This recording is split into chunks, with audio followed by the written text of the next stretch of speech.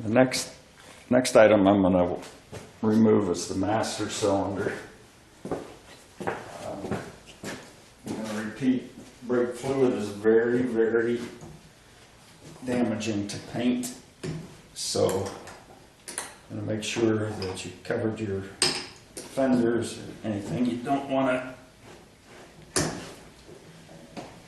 inadvertently strip the paint from. So these two lines I'm disconnecting now. One is to the front brake, one is to the rear brake. And make sure you have this type of wrench. Some people call it a line wrench. I think the real name for it is a flare nut wrench. And this is one tool that, even though you don't use it a lot, it's worth your while to invest in at least a reasonably good set of it, you know, Craftsman or better, because the thickness of this here is going to determine how much give there is in that socket area that goes onto the nut, and that's going to determine whether or not you round off the edges of the nuts or not. And you don't want to do that.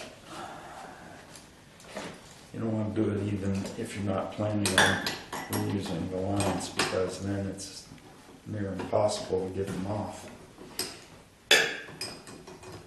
But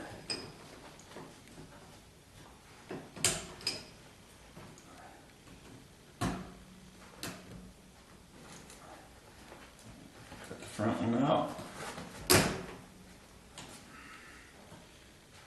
after the back one.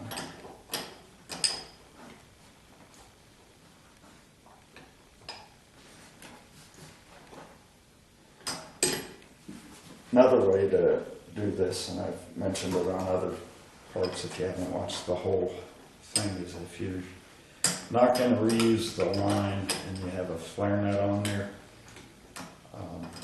if you have a 6-point socket, you can cut the line and then just use the 6-point socket on it. And I have never had one refuse to come out when I've done that. It actually works even a bit better than a good flare nut wrench. So once I get this line off, then there are 4 bolts holding the master cylinder on. They are 9/16. Make sure I'm loosening it the right way.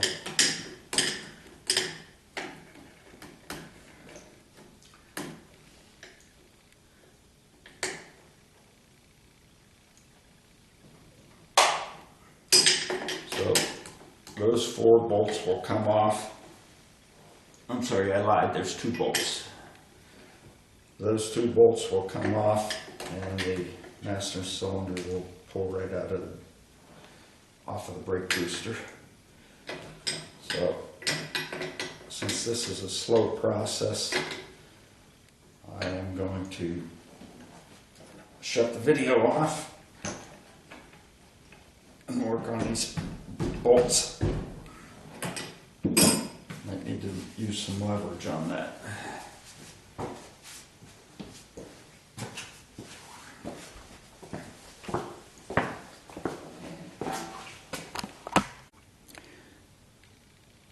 So this is a Craftsman wrench. It's got a slip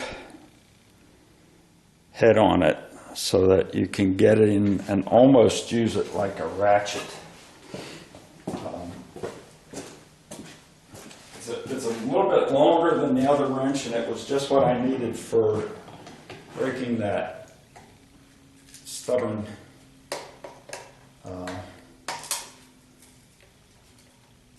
nut loose on the master cylinder. But you can put this on and just rotate it back like a ratchet and it slips. I don't use it very often because, especially on something that's tight, because it's kind of a loose connection, you might imagine, with being designed to slip. And then once the nut gets so loose that it's easy to turn, it doesn't want to ratchet off. But in this case, that was just what I needed. And there's the master cylinder. I'm going to be very careful not to drip any of this on the paint. And as much as I tried not to, I did. Darn fender cover doesn't come all the way over. Looks like I noticed it in time and got it all off, so it doesn't look like it did any damage. But brake fluid can be nasty.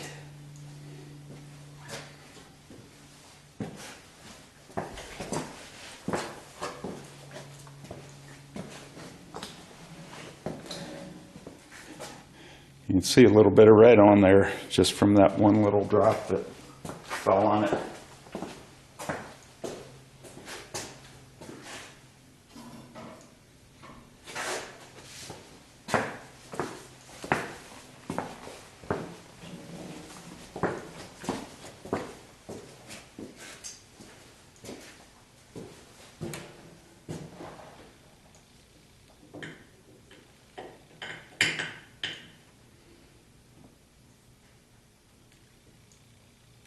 That's the push rod that actually pushes the master cylinder, and it is adjustable. When you get a new master cylinder, you have to measure how far it goes in so that you have enough. You can't have it being applying the brake without the pedal pressed, but you want to have it tight enough that when you do press the pedal, the rod pushes the master cylinder far enough to actually activate the brakes.